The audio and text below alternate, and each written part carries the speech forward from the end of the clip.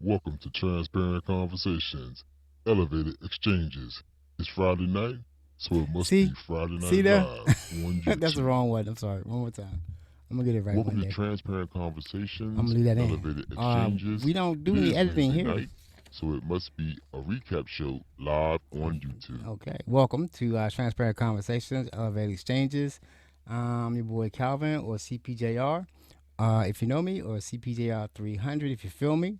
It's Wednesday night, so this is a recap show, and we are live on YouTube.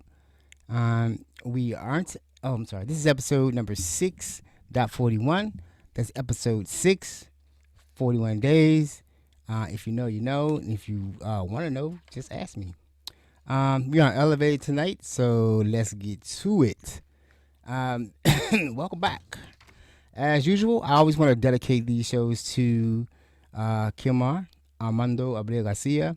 Um, I'm from Maryland too. He lived in Maryland. He was a father and a family man in Maryland.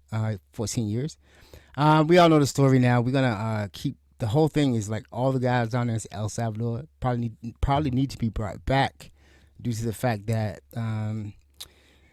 they were taken out of the country under the Insurrection Act, and that was ruled unlawful, or it was against the law, illegal. It shouldn't have been.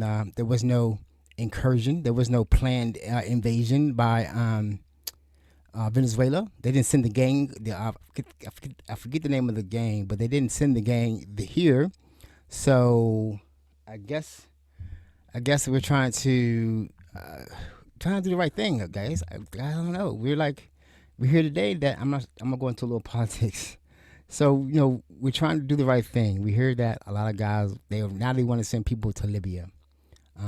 It's just like what's going on, and I'm gonna play a video about that real quick, because I want people to understand that this is like a weird time. Like, um, they say that he says that what they want to do is inflict trauma, make this as painful as possible, so that people don't want to come back. Instead of just trying to, but these people claim to be Christians, and we were brought up right to believe that this was a melting pot. This is where refugees should come for freedom.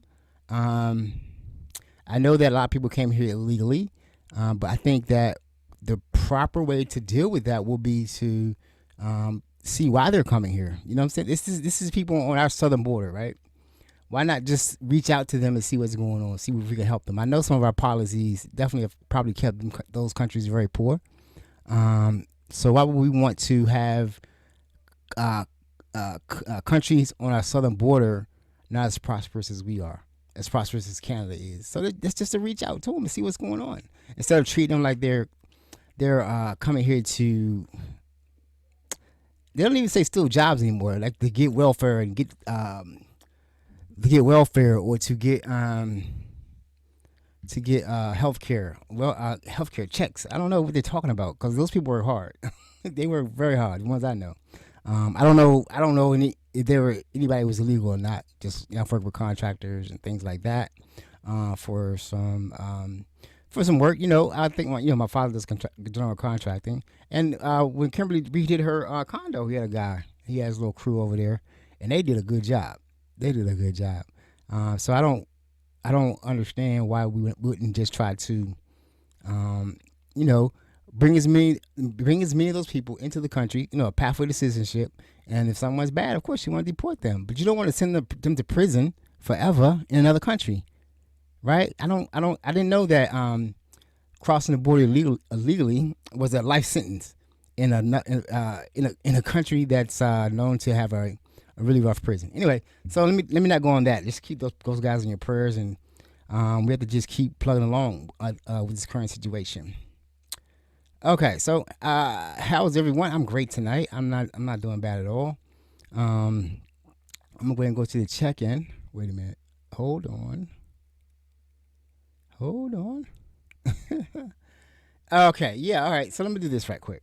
I just want to the whole thing about this, the way this whole thing is playing out with this current administration, it's kind of got me. I don't know. I'm really fighting, like, not being depressed about it, not being overwhelmed about it. because I didn't grow up with these type of situations. I always voted every year.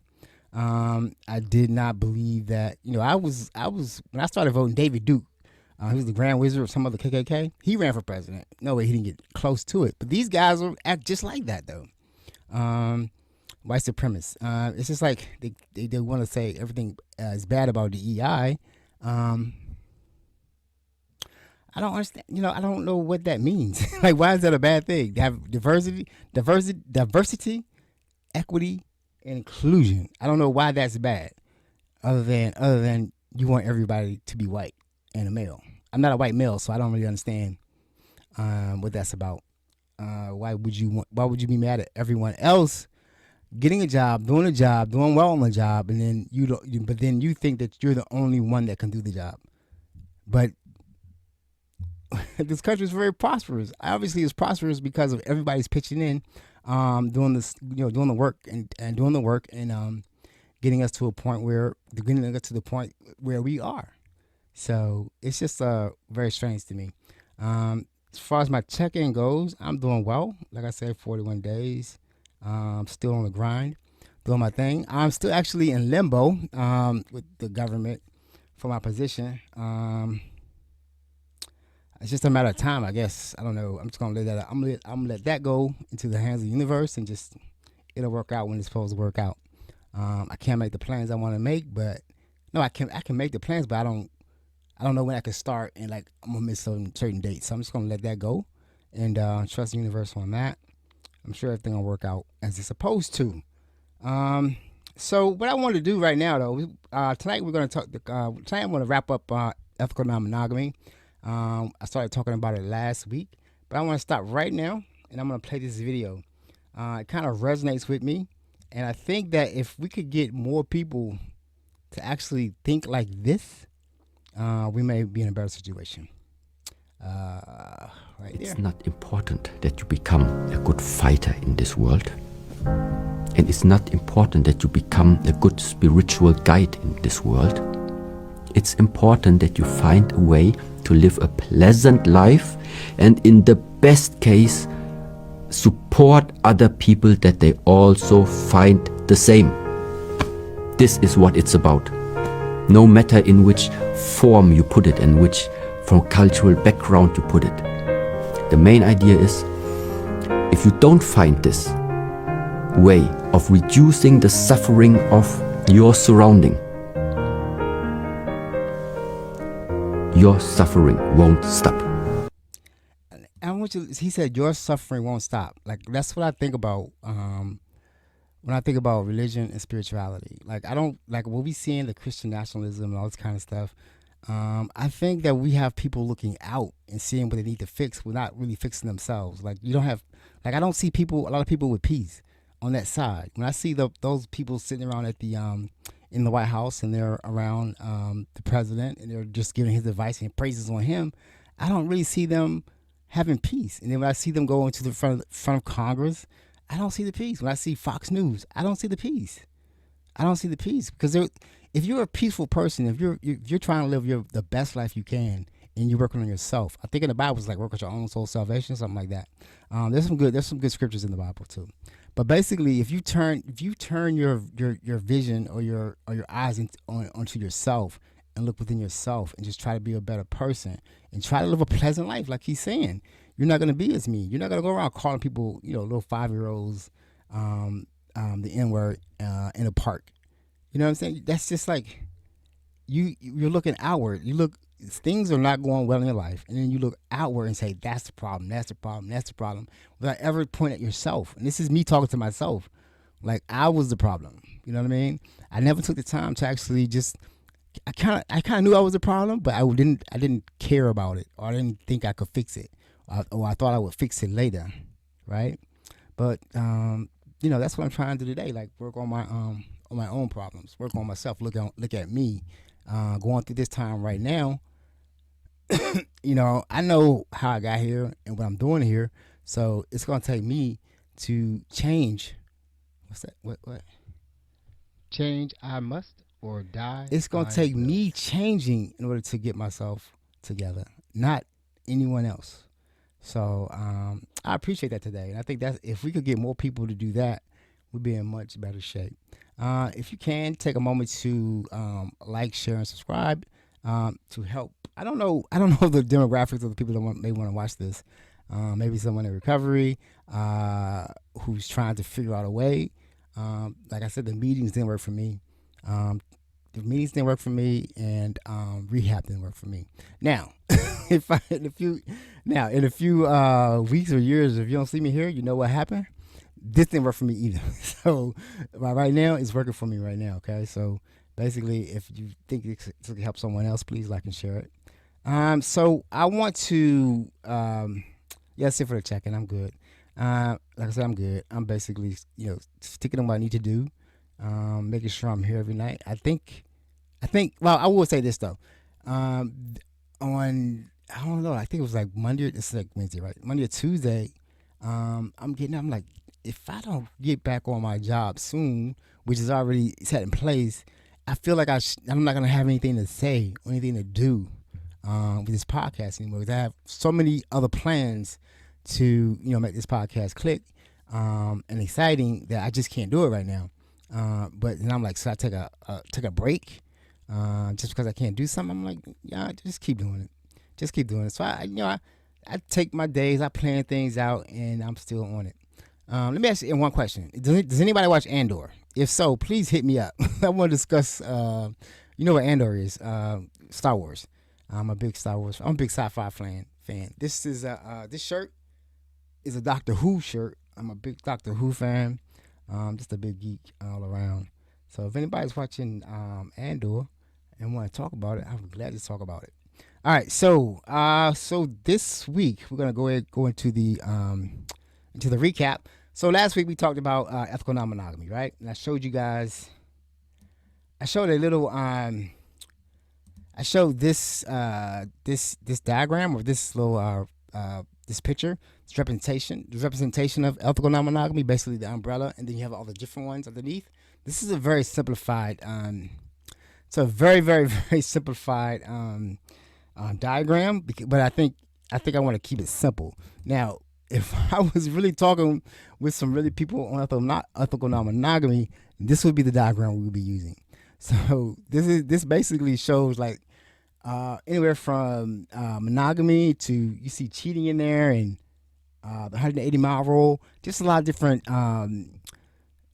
ways that ethical monogamy could play out in anyone's life. So you can call yourself, or we call this community the ethical non-monogamous community. But really, it's it could get very, very complex or very, very simple. However you want to live it. Like if you just want to be a swinger, that's what we're going to talk about next week. You can just be a swinger. You don't have to worry about all the other things. But swinging is a very rules based lifestyle. So you have to pay attention to the rules, and that's a lot of people get tripped up over the rules. When I start talking about swinging on Friday, I definitely will tell you guys about some stories of just some shenanigans that go on in that lifestyle. The one thing I say about the lifestyle is they don't want you catching feelings or falling in love, and so a lot of people will catch feelings, and that'll get them in trouble. So in order to avoid that, they're constantly looking for like new partners and new people to get involved with. So we're gonna stick with the complicated diagram, but if you want to go to the complex diagram, there's many different diagrams, and like I said, you really want to get to this point though. You kind of want to get to this point where you understand everything, because basically you need to be able to talk to different people and make sure that you're stating your truth and what you're looking for, and that you're not going to get confused. So what I'm gonna do right now, we're gonna do the pros and cons of ethical non-monogamy, and then I'm gonna play one video first. This is from YouTube. This person's name is LadyWake. I have notes now, y'all. Yeah, LadyWake. She has a YouTube channel. I'll have it in the show notes. I'll have the information on how to get to her, because she has some nice videos. I was just looking for something that talked about the benefits or the the cons, the pros and cons of ethical non-monogamy, why you would do it, and what you could expect, or what. There is some work that has to go into it. So I'm gonna play this video. Then when we get back. Ethical non-monogamy is all about honest communication and mutual respect. So why not get your fix in an ethical, consensual way? Well, there are risks and benefits associated with E&M and traditional monogamy. Let's talk about it. She was a lot of nice videos, so definitely want to check her out. Like I just found her today. I am LadyWake, your trauma-informed sex and intimacy coach. E&M, ethical non-monogamy, is becoming a popular relationship choice for singles, for those dating, and even married people.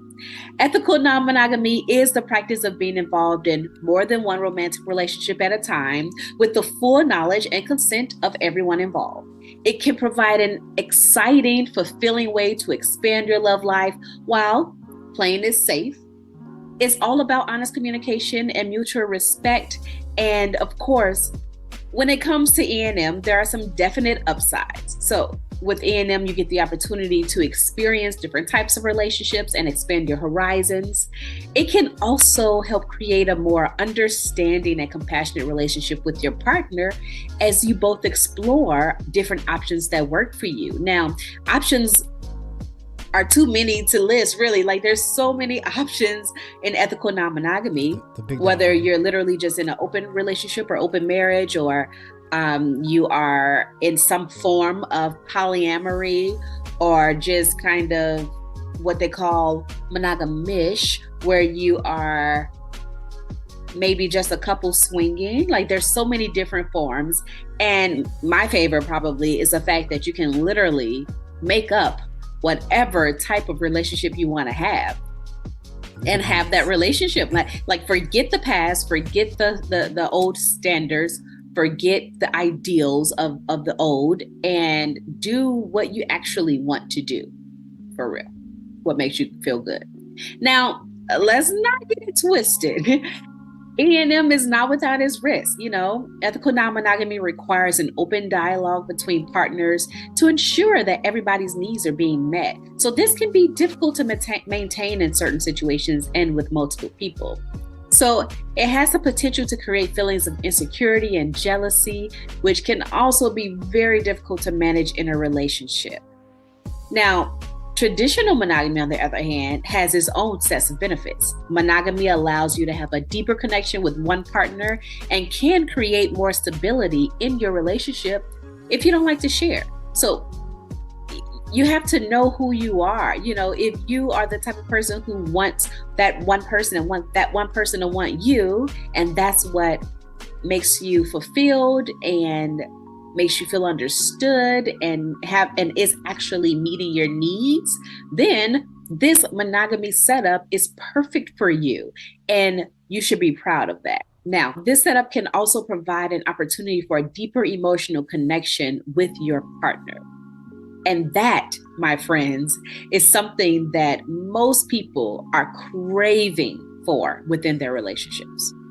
Now, there are also some risks associated with traditional monogamy as well. So monogamous relationships can become stagnant and boring over time if you don't make a consistent effort to keep things fresh. Monogamy also limits the opportunities for exploration and growth that ethical non-monogamy might provide. Now, I say that, but also it's kind of subjective, right? Because if monogamy is your thing and you're fulfilled in that way, then that growth and just different opportunities might not really, probably won't be necessary for you. So take that with a grain of salt. Now, at the end of the day, it's important to evaluate what works for you in your relationship. Both ethical non-monogamy and traditional monogamy have their risks and benefits, or their upsides and downsides. But luckily, there is more than one option now. There's more than two options. There's so many options, and the freedom and joy and exciting factor of your actual own creativity, or you and your partner's creativity. You can literally create whatever type of relationship you want to have and have it. Make it happen. It's incredible. It's freeing. It is in line with who we are as human beings in terms of being multifaceted and flow and change and growth. So remember, decide, understand who you are, and then choose to do you. Until next time, y'all. Peace and love. Choose to do you. So basically, like she's saying, like I've been saying all the time, like say know your truth, live your truth, right? And that's one of the things that this if I had known this about this before, I don't really know if I don't know how my life would have turned out. To be honest with you, I just don't know. I think a lot of the like I said, this is a because I think a lot of people get stuck that this is about sex, right? And they think that this is what this is about. And it's not that. It's so much more than that. Now it can be that. There is a lot of that, and it can be that though. But it's even more deeper. It's really getting to know yourself. And I'm gonna show you another way. Hold on a second. So y'all remember the way? I don't know if you remember, but I said that like this being in this lifestyle probably got me here and helped me out, or I might have been dead a long time ago.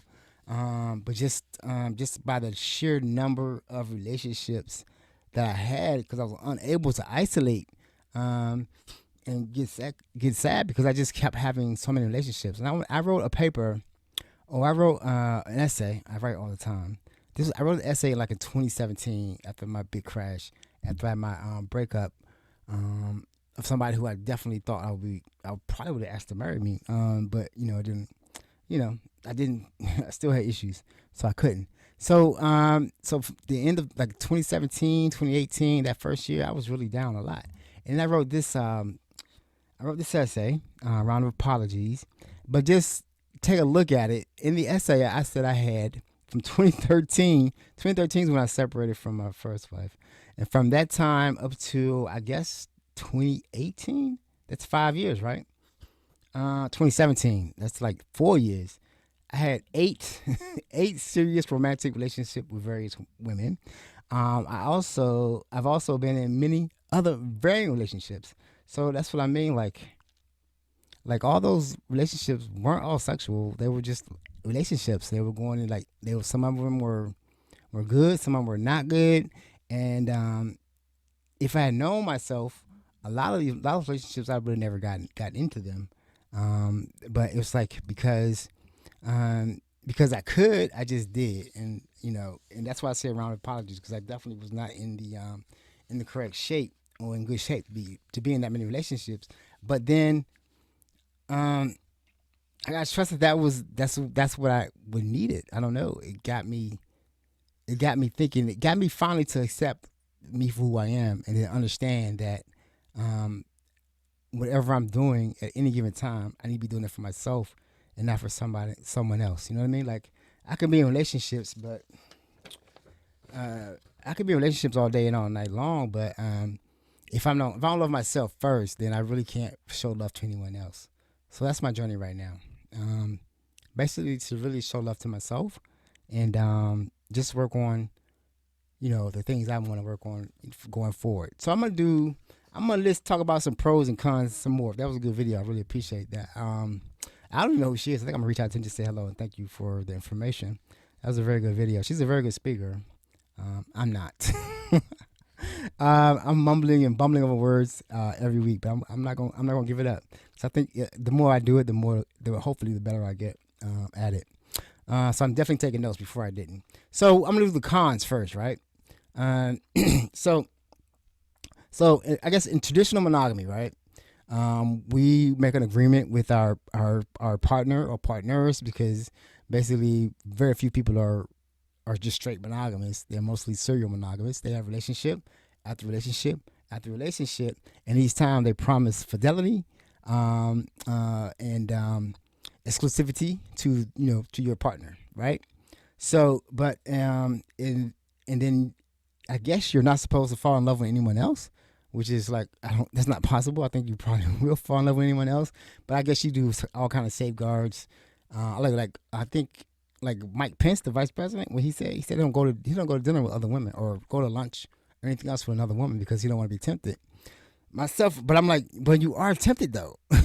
So you know what I mean? Like, but you are tempted, and I guess like I'm not saying nothing wrong. If monogamy is your bag, do that. You know what I mean? Don't do anything that's gonna be bad for you. Always go towards your truth or living your truth, walking your truth. But I just know I was never monogamous. Like I've said a million times, I was never monogamous. And every time I tried, it wasn't gonna. I wasn't monogamous. So I just stopped saying it. I just stopped telling everybody did not until I got my first. Until I was and I had a lot of women that didn't want me to be monogamous though. That's kind of. I was attracting women who really just want to live in the moment and really didn't want monogamy. I think at the time. Well, maybe I'm lying to myself. I don't know. All right, so some of the challenges or cons of ethical non-monogamy that you have to be aware of before you want to try it is the first one is jealousy, right? Some people, even in this lifestyle, some people cannot handle seeing their partner or partners with other people, and they still get jealous, right? Like I said, me naturally, and it's a big debate, right? There's something called compersion, and we'll talk about that later when we get to polyamory. But there's something that the term was coined to be the opposite of jealousy, and it was compersion, and we'll talk about it more. But compersion is basically the joy that you would feel from your partner being happy. So if your partner's in another relationship and they go out and they have a good time and they come in, they're smiling and everything, that should make you happy, right? Because you want to see your partner's happy. A lot of people say no, they don't want to see. They think that they're the only person they should be happy with. So that is not me. I'm happy. I'm like, you had a good time? What happened? Tell me about it. Oh yeah, where y'all go? I want to know everything. Oh, you know what I'm saying? But it's not. I don't require you to tell me everything either. I just if you want to tell me, you can tell me. If not, not. I'm gonna be happy with you either way, as long as you're okay. That's all I want to know. So yeah, I don't have jealousy. So for me, I don't. For me personally, I listen for that. A lot of people in this community will tell you that they get jealous, right? And they don't believe that. Like people like myself, which is a few people that will say I don't get jealous. I don't really have jealousy. They don't believe it, right? They say that everybody must be jealous, but I think that jealousy is a combination of emotions, right? Like you may feel insecure, you may feel neglected, you may feel envious, you may have FOMO, fear of missing out. Everything that could all be thrown into, or you could be bored. You know what I'm saying? All that could be tied up into jealousy, right? So why not address each of those issues, right? Like I know if I'm feeling insecure about my relationship, and I had to deal with that too. I'm feeling insecure about my relationship. Maybe I should tighten up some things. Like find out why am I feeling this way? Because this is my feeling, right? It's not on my partner. This is my feeling. I feel insecure that you're going out and being happy. There's a movie too I wanted to show y'all about. It's a series on YouTube. Yeah, but that's my feeling. I shouldn't put that on you because there's nothing that you can do that you're doing to make me feel insecure. It's something that I'm doing or something I'm not doing. So maybe I need to tighten up a little bit. If I'm lonely, I need to go out and do some other things, find some activities to do. Like I personally don't want to be anyone's everything. You know what I'm saying? You know what I mean? Like not everything, because you should have a life too. What are we gonna talk about? If you don't go away and do your own thing, right? And I don't do my own thing, we're gonna become stuck and become codependent, and I don't want to do that, right? Like I definitely would love, like I had my last serious girlfriend. Yeah, and we both were like I was talking about Andor and Star Wars. We were geeks. Like I went to my first con down in Atlanta, Dragon Con. And we geeked out all weekend, just seeing all the the cosplay and the exhibits, and got to take a picture in front of the TARDIS. If you know Doctor Who, you know what the TARDIS is. So take a picture like in front of the actual TARDIS. I still got that picture. I'll show it to you next week. But that was like a great time, and that's something that we had together. But then like we went to like a house in the park picnic the next day, and I got to meet the other people in Atlanta in the community, and so like we were definitely walking among the trees, feeling the breeze, and you know, see, that was not really her thing, but she had her friends, and she would go off and do her thing, and I'd go off and do our thing, and we come back together. There was nobody worrying about. Neither one of us were worrying about what you're doing or who you're doing it with, because we were secure in knowing that I want my partner to have a beautiful, fulfilled life with or without me being there all the time. And I definitely don't want to be around you all the time. Yeah, so I don't. So yeah, being myself personally, I can't do it. If someone has too many jealousy issues or haven't taken the time to work, because you have to work that out, right? I'm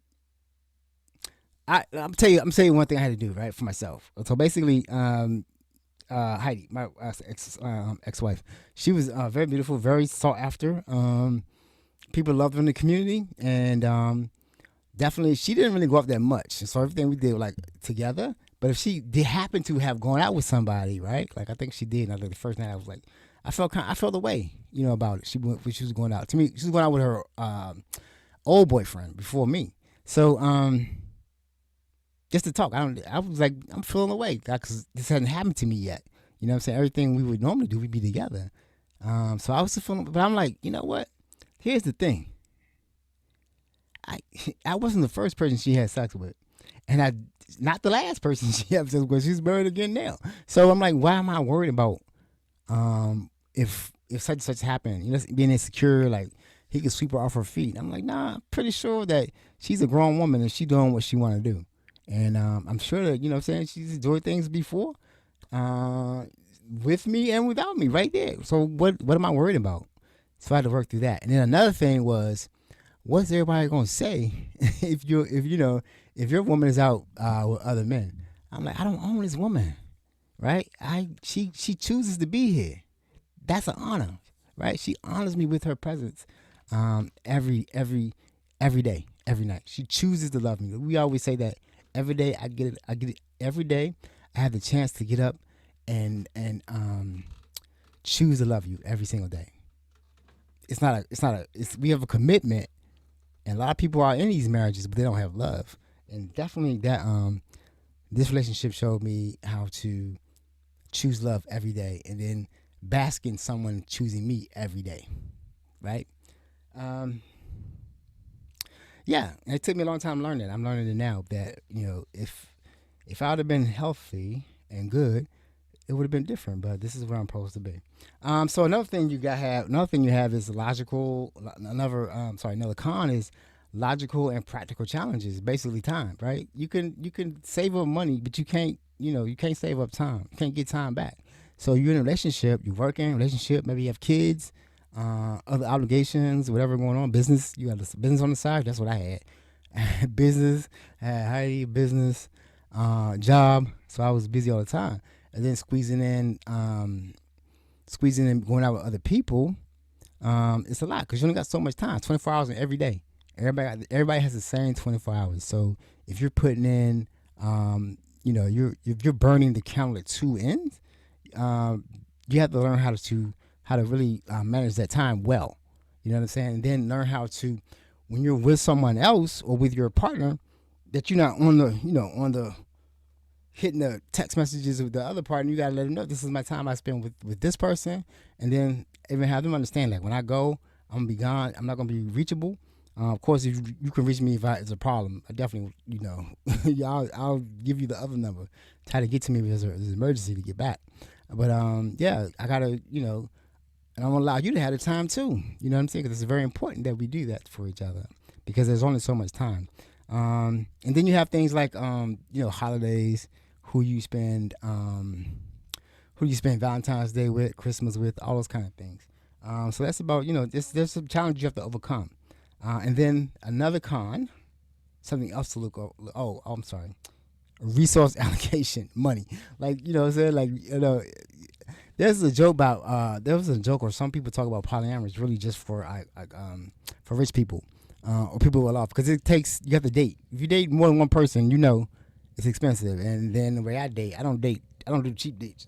So if I can't spread it around evenly and treat everybody the same way, I'm cutting back. You know what I'm saying? except for my wife. Except for my primary, nasty. Always take care of home first.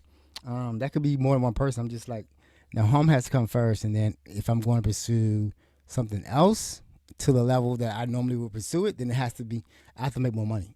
You know what I mean? Like I have to make more money or do something else.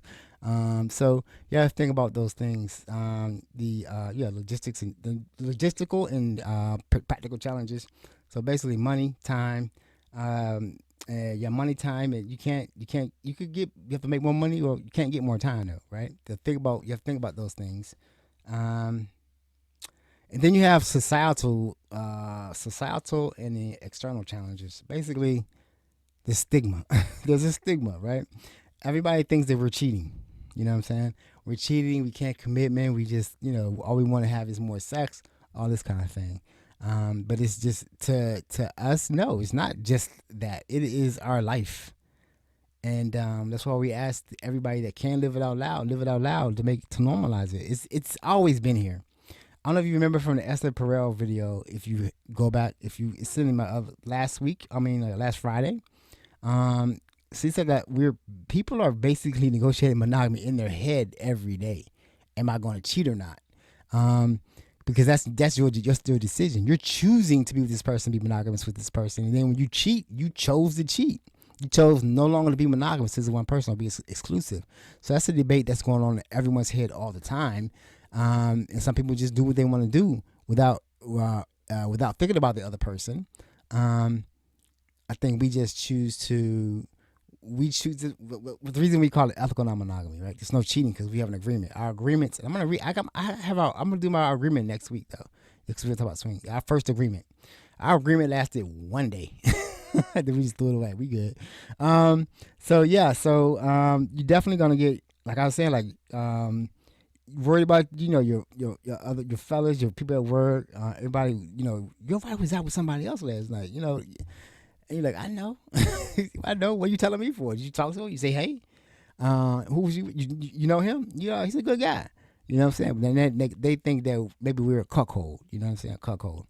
Meaning that we want to we get turned on by our partners being with someone else. No. Nobody. We don't own a partner. We don't own that person, right? We don't own that person. That person didn't promise us fidelity, exclusivity, physically or emotionally. So they're allowed to make decisions that are right for their life, basically. So the stigma is there, but you don't have to actually abide it. You don't have to really give it life. That doesn't. It's not like it's a bit better now because it's everywhere. Actually, it's getting a bad name because it's everywhere. I don't look at any type of anything like the Sister Wives show. I don't watch none of that because it's ridiculous. It's not it's not real. First of all, it's not Sister Wives. That's a weird term. And they're talking more about even though they call it polyamory. It's just a weird. It's not real. It's real, I guess, in the sense that, but it's like so people think it's like sex every night and all that kind of stuff. No, it's just a lot of talking. It's just a lot of talking. Because you got to have conversations more than once. You know what I'm saying? Like, you got to talk to this person, you got to talk to this person, and what they doing. And that brings us to another con, is difficulty finding support. You can't go to, so not many people have lived this ethically non-monogamous lifestyle, right? I didn't find it until I was in my 40s. I've been doing it ever since. But before that, there was no examples of, not real examples of people cheating, of course, but not really living ethically non-monogamous. So the support that you're probably going to get is through social media. Like I said, there's a lot of Facebook groups. Try to grab your friends and try to learn in the group who's real. Then you can reach out to them. I used to have a lot of people reach out to me because I don't know, I just talk crazy, or maybe I just I read a lot, and I just not only did I read a lot, I also experienced a lot, but I didn't, because I had to put it in practice. I made a lot of mistakes too, So societal and external challenges, right? So it's a lot of talking though. If you're not a talker, you can't do this. If you're not a talker, you're not emotionally intelligent. Just wait a minute. Wait. No, if you're not a good talker and you aren't emotionally what's that thing? Mature? Does that want to say? Yeah, emotion. I think that's what I want to say. Yeah, maybe I don't know. Yeah, if you're emotionally mature, or you can't basically handle your emotions very well. You need to do that. You need to get out of any relationship and go get some therapy because you definitely should not just be going off and yelling at people. That's ridiculous. So yeah, next challenge, another con is communication and relational challenges because you will have to talk a lot. You will have to have the conversations like 2 or 3 times with 2 or 3 people. Bring it up in the groups because you don't have the answer. You don't have the answer. You can't go to your mom, your dad. You can't go to your brother, your sister. You got to go to a group and then ask them. Hopefully, if you're in a group, that you're making good contacts and making good friends. That some people that you can reach out to that you could trust. I had that in the beginning because I left like I said 2017 after I crashed. I left everything, was gone, and when I came back, everything different. And then I think I also was bitter and I didn't reach out to some people correctly, and I made a lot of mistakes. Because I wasn't emotionally mature. I wasn't at that point. I was a mess, and I was looking for any type of validation or like a life preserver to not feel bad anymore. So I definitely reached out to some people I shouldn't have. And that brings us to potential for misunderstandings because I say you got to be a good communicator. Definitely, like my rule, like my boundary, like don't call. Don't call me. Text me before you call me. Please don't call me out the blue unless it's an emergency, unless we're partners, right? And then if you keep doing that, it's gonna be a misunderstanding because I'm gonna say something to you. That's a boundary. That's not like my check boundary. Are you really listening to me? Can you really respect my boundaries? Because that's such a low boundary to me. And I find that I don't always want to talk on the phone, even if I want to talk to you. Like I myself with my last girlfriend, not in Atlanta. We didn't have to talk on the phone at all. We would just basically text all day. And then if we need to talk to each other, we say, I'm going to call you right now, okay? And we say, okay, we should call me at this time. All right. But then we had like set times to call each other, to call and talk, just, set nights, do the video thing, everything like that. But most of the time we just chatted. And that's because we were both geeks. So it worked out well for us. So yeah, boundary negotiation and maintenance. You have to always be talking about boundaries because basically in this lifestyle, boundaries will be pushed. And you should be open to changing your boundaries as you grow in the lifestyle. Like I said, like now at the point where I'm at is I don't have to. The rules, if you need agreement, I'll write one up for you, or I'll sign one for you, work one out for you. But I don't have to have an agreement.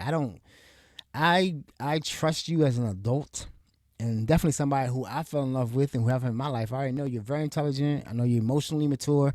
I know you're a great communicator because you wouldn't be in my life if you wasn't. So I trust what you're doing. I don't have to know. You have to tell me. I mean, you tell that courtesy, common courtesy. You on tonight with so-and-so. I'm going to call you at so-and-so, touch in so I don't get worried. That type of thing. But I don't have to know everything you're doing. I don't. I really don't. All the rules people have, I don't have those rules and stuff like that. I never will again, because if I have to have those rules in place for you, then I probably shouldn't be in a relationship with you, which is something I learned along the way, that definitely being open to a lot of different relationships. Remember I said 8 relationships in 4 years. 8 serious relationships in 4 years, and other relationships too. Like if I had to name those people, I probably couldn't. I could name some, like some very big ones. That were kind of really rough. It should have never happened, but I can't really name them all.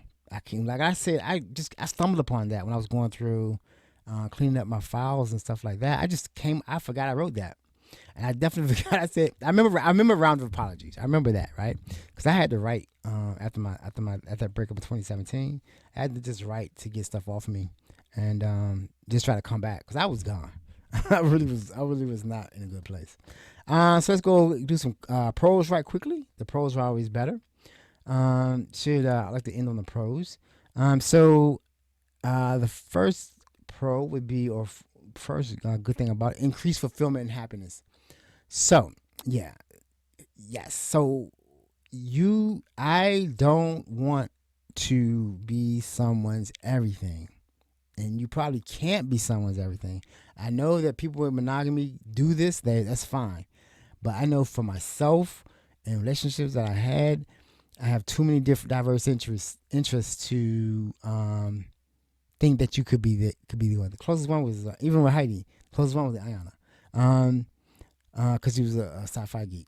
So that's possible, but then you don't have to try to force someone to be with everything. You know what I mean? Like if you want to go golfing every weekend, so and so don't. But you really want to go with your partner. You know, I used to like walking everywhere in my neighborhood. I still do. Back then, but Heidi walked. I think she walked around the neighborhood with me one time. She said, "Nah, I'm not doing this no more." Because I used to start out in the day. I used to start out like first thing in the morning, and I would walk all the way through the woods, like all far. I would stop at the gym, get some coffee, walk all the way around again. I'd just be out walking all day long in the neighborhood, and that's a great day for me. But it's outside, and she don't like heat that like that. So if I want to continue that, I haven't found that partner yet. So I just walk by myself now. I still do walk a lot. So as you're meeting different people can become can fulfill different needs. Let's say that. Like if you want to travel to some crazy country, and your partner doesn't want to go, you can go with someone else. If you want to go to different parties and different things, like you got somebody else. If you're into BDSM, your partner not into BDSM, you could go with someone else. So you have a much better chance of being fulfilled because you don't have to rely on one person. And then that also, I get bored. So that also can help that. But I would say this. People ask like, if your relationship dies, try swinging. It'll definitely pump your relationship. You don't even have to do anything if you go to a swinging club. You can go to a swinging club, just hang out around sexy people doing sexy things. And that'll spark some stuff up. You know what I mean? Like that definitely put a charge on us, and that it just helps. It really does help. I don't know what to tell you, because you're just with different people. It's different energy. And most of the time they're happy. So except for the shenanigans, we'll talk about the shenanigans next week. There are shenanigans with swingers. Be careful. So you have enhanced communication and intimacy. Yeah. So they have stronger, like they say, strong communication skills. Like most of the time, these people, if you go into groups, if you ever join a real good polyamory group, which I'm in poly black and dating. I just left black and poly because I got mad at somebody. I still get mad. But I'm still in the local black and poly. So they ask questions. People ask these philosophical questions about this, or questions about boundaries, or metamors, or do you like kitchen table polyamory or parallel polyamory, all that kind of stuff, right? So you get a chance to read what other people are saying, and then you kind of pick up on the language and the style of writing and stuff like that. So you're just by being in the group, you should be learning how to communicate better. So it's also a stronger or better chance that you will meet somebody that you can really communicate with better. They say deeper intimacy and vulnerability.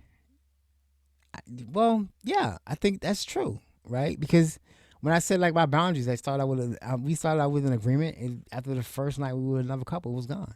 We didn't have, because we didn't need it, because basically the agreement was to protect you. Like rules are to protect you, right? And boundaries are to let people know how to treat you.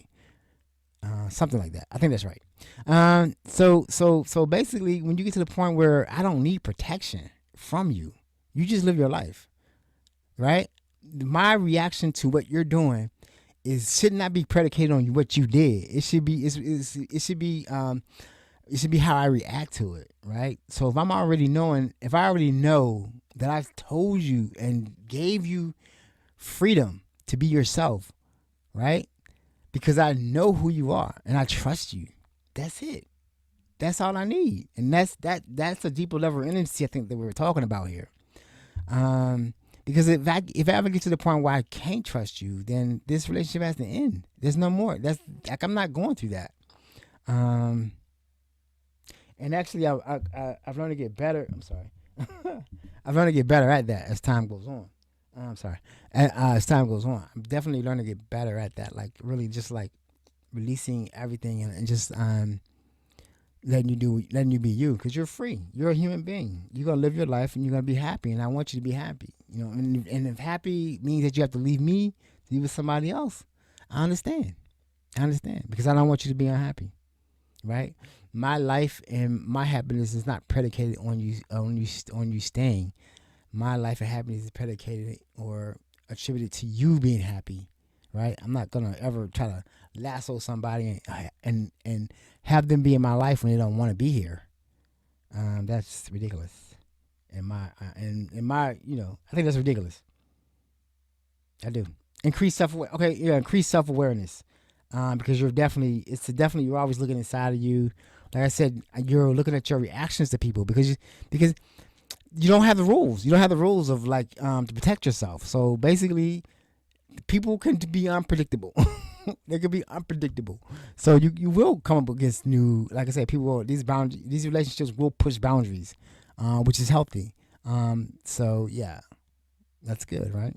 So yeah, you will definitely have a better understanding of yourself. Remember, I said that the reason that I think that I'm to this point now where I can actually look at myself and then actually say what looking back at what happened, what was going on, and say, and then try to choose a better path, because I went through this time and I went through this time and I had everything I thought I wanted. You know what I'm saying? I thought I had everyone around me that I wanted. I thought I'd been happy. And it didn't turn out to be true. For me, like I'm thinking for a second. I'm sorry. Didn't turn out to be true for me. I needed to do more work on me. Because like I said, nothing that happened to me was anyone else's fault. It was mine. So we have another pro or benefit is stronger relationships and community. That's true. That's true. I say that there's a group, there's a Black and Poly. So there's a big, the main group is called Black and Poly. That's a big group, and then they have each area. They have small, there's a Black and Poly DMV, Black and Poly Atlanta, and then there's a huge Poly Black and Dating. I think it's Poly Black and Dating group, and I see people there that I've known for over 10 years, right? Still there, and I left and came back, and some people know what's up with me, and some people don't. But the relationships change. I wish that they didn't, but they're still there. I probably can reach out to them, and I think some people may think that I've curved them, or just didn't when I was going through 2017. Yeah, 2017 was my year, but I think I might have curved them and didn't want to be around them. No, I was really hurt, and I was going through my thing with my primary at the time, and I just had to fall off. And get back to, because as an addict you have to stop, right? And sometimes to stop you got to do something drastic, whatever it takes to stop, right? So a lot of people may not have known what was going on, and they may think I may have curved them or didn't want to talk to them or something like that, which is untrue. There's so many dynamic people that I wish I could just reach out to, but I'm gonna trust the universe on that. Make more authentic relationships. Reduce codependency. That's what I was saying, right? Reduce codependency, meaning that I don't have to have you around me all the time, right? I prefer not to be around you all the time. I want you to go out and have fun. Go on your girls trip. You know what I'm saying? Do whatever you're going to do. Get your groove back. You know what I'm saying? I'm going to be here waiting for you to come back home. And because your groove back now. I want you to come back with your groove. So yeah, more, what's what I'm saying? Yeah, reduce codependency. Definitely, because you're not relying on one person for everything. I think you can get more things worked out. I think relationships are for growth, and I think that the more relationships we have, the more we can grow. Now, in my case, I shouldn't have had that many relationships because I wasn't well. Hurt people, and that's what I was doing. So more authentic relationships. Yeah, relationships that are based on honesty and transparency and truth are going to be more authentic, because basically you're being authentic, right? You're being your real self at any given time. Like I've said before, in my life, I was always somebody's boyfriend, husband, father, whatever, right? I was never just me. Nah, that's weird because I was like I said, I've been in relationships all my life and never took time just to be with myself. Like when I like I said when I separated from Heidi in 2013, 8 relationships in 4 years, and other relationships there was more than 8. That's just 8 that I remember that were serious. And then because I never took that was the time that I really should have just stopped, right? It took time for myself and figure out what the hell was going on with me. And then just close that relationship out and then just move on from there. I just kept moving, and I held it together for a little while, but then once you start feeling pain and you can't know what to do, you're gonna go back to what you know to make yourself feel good. So it's greater autonomy, personal freedom and autonomy. Yes, freedom. Right. We're all adults, right? We're all adults. Everybody in here is adults. You walk into, like I said, we used to go to parties, swinging parties, and then we just like, okay, babe, I'll be back.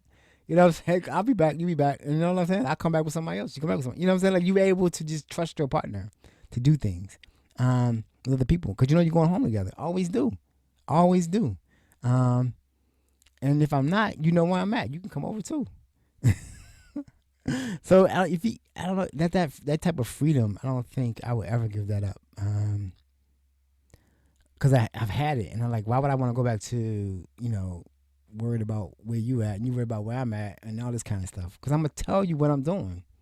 That's the problem. I'm gonna tell you what I'm doing, and then and if you have a problem with it, then we're not gonna be together. So let's just not do it if you're not ready for this. If you don't want to be free and in love and in a committed relationship, go back to what you have and do that. Do that. And there's nothing wrong with what I would say. There's nothing wrong with monogamy. Monogamy is great if that's what you want. It's definitely proven. There's been many great monogamous relationships, especially in my family. But there's been a lot of cheating too. Not my family. A lot of cheating too, and a lot of cheating going on every day. And it's a joke, right? It's a joke on like the little skits and everything like that on social media. It's a joke. So yeah, I think we're able to. Yeah, so there's pros and cons, like in everything, right? I definitely identify with the pros, and I remember the cons. Just working through the problems, and then getting to a point like where I say where I'm at now. Like I don't. It even still, I think, I'm saying something about my last relationship. I still got ticked or like that a little hit or something I had to deal with. In that relationship, you know what I'm saying? Because like she had a little, I guess you want to say, she had a little of a relationship. So her buddy came over, her guy buddy. One of her partners came over to spend the night, and I don't know why I felt wrong. I didn't feel wrong about him coming over to spend the night. That's fine. I don't care about the sex part. But basically, we're in the same condo, so like. She left the doors open. I'm like, why would you leave doors open? I can't move around like I want to move around. You know what I'm saying? Like, I don't want to walk past the door. I don't want to see nothing because we're not combined in this. You know what I'm saying? Like, do your thing, but it's just a lot of weird things like that. And I don't know. They just put me in my feelings, and I just had to go and I went to the group with it, and they read me because that was dumb. I was dumb. I got corrected. I used the wrong terminology and everything, and they dragged me for an entire day.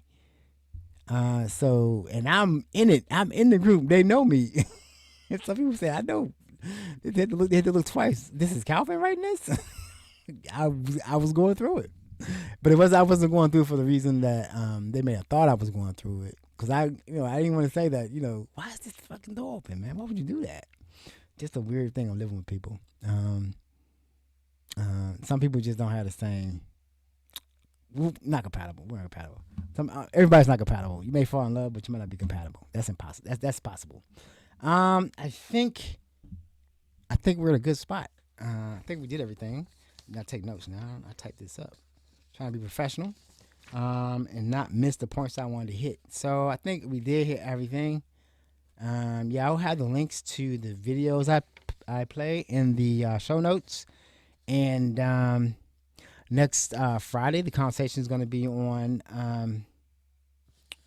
next Friday. It's gonna Friday Night Live is going to be swinging. Swing is a vibe. If that's your jam, right? Swinging is a vibe. That's your jam. Some people love swinging.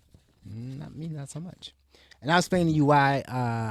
Well, yeah, I think I'll do that then. Yeah, I'll explain to you why when I going through swinging, I kind of understood myself, and why I when I told someone my ethical non-monogamy. Now that you say you ethical not. When someone said that they're ethical non-monogamous, you should say, what does that mean? What is that? You know what I'm saying? What do you do? What's your agreements? So I always call myself polyamorous / open. And I'll explain the open part. But you might be able to figure that out though. But yeah, next week we'll go into swinging. And just and then we'll just keep going from there. All right. I think we're good. I thank you for your time. Like, share, and subscribe. And I think we're gonna be out of here. And I think I'm gonna try to press the right button. Let's see. All right, people, we out. Choose love every time, and things will work out. All right, peace. See you next week. Love you.